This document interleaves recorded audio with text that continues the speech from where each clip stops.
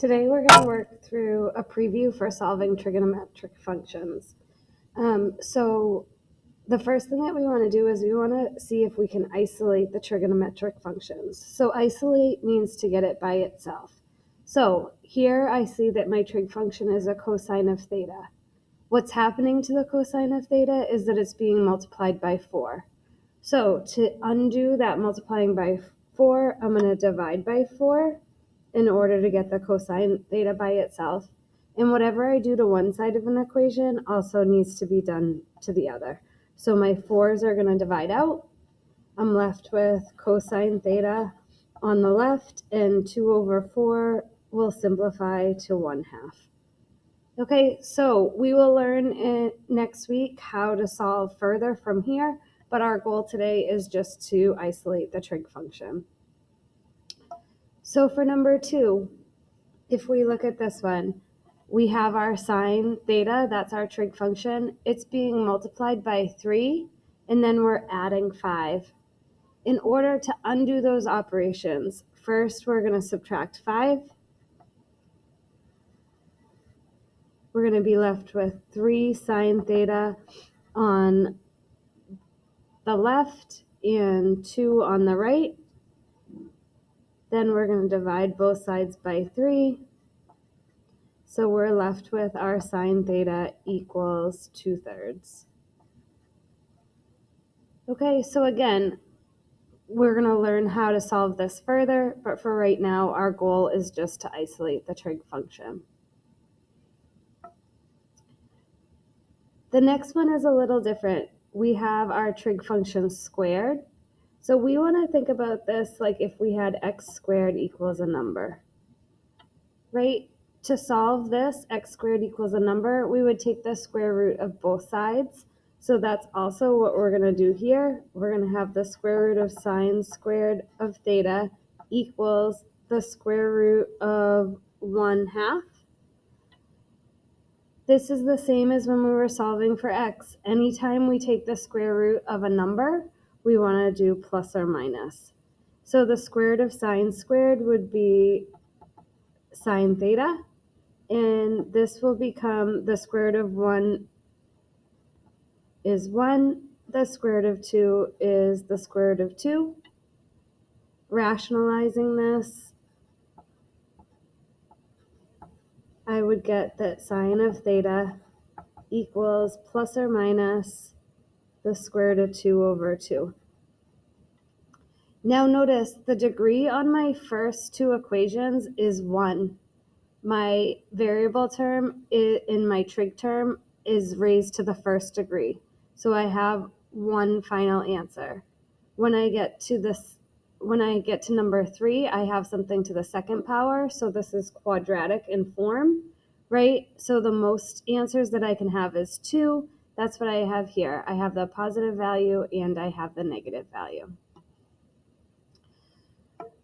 So our next one, this is also quadratic in form, right? We have tan squared. I'm going to change this to a 0. Sorry about that. So we have tan squared of theta minus tan of theta equals 0. A lot of people are going to be tempted to add tan of theta and then divide by tan of theta. Not allowed. Okay, if something is to the second power and then to the first power, we want to see if that's a clue that we want to solve by factoring. So if we think about it, the GCF of tan squared of theta and tan of theta, what's common in both of those is our tangent of theta. To get tan squared of theta, we would need to multiply this by tangent of theta, and to get negative tan theta, we would need to multiply by -1. So now we have two things that are being multiplied together equals 0.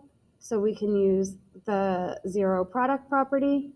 So I can say my first factor, tan of theta equals 0, or I can say my second factor, tan theta minus 1 equals 0. In this case, I have my tan theta isolated. In this case, I'm going to add 1 to both sides. And I'm going to get tangent of theta equals 1. So again, this was quadratic in form. My highest exponent is 2. That means the largest number of real solutions I could have is going to be 2. Here's 1. Here's 2. Our next one, a lot of people, again, would think, okay, let me divide both sides by sine of x. Again, not allowed.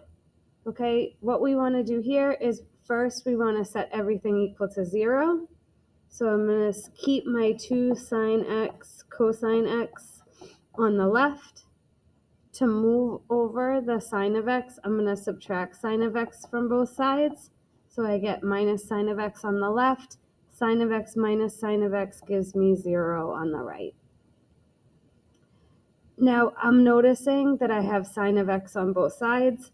So I'm going to pull out the sine of x, factor it out. To get 2 sine of x cosine x, I would have to multiply by 2 cosine of x. And to get sine of x, I would have to multiply by -1. Again, I have two things multiplied together, so I'm going to set my first factor equal to 0. Sorry, I should say two things multiplied together and equal to 0. So I can use the zero product property. I get sine of x equals 0. I also get 2 cosine of x minus 1 equals 0. Solving for this, I'm going to add 1 to both sides. That's going to give me 2 cosine of x equals 1. I'm going to divide both sides by 2 to get cosine of x equals 1/2.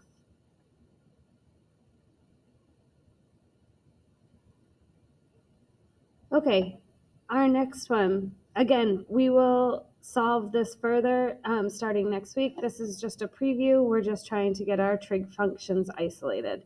That means our trig functions are to the first power, and they also have a coefficient of 1 in front of them. As soon as we see square roots, people start to get nervous. Important thing to notice here is that this is still a constant. The same way up here we had a constant, here it was subtracted. On this side, we're going to add it to both sides.